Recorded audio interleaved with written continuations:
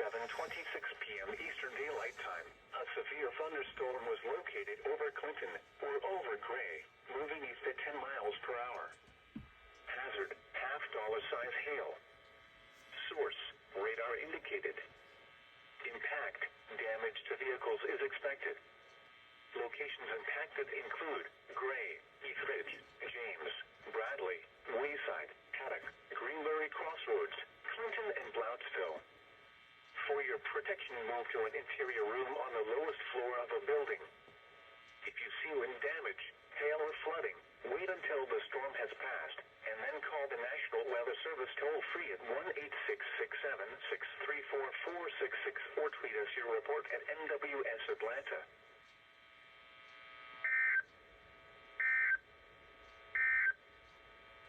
The National Weather Service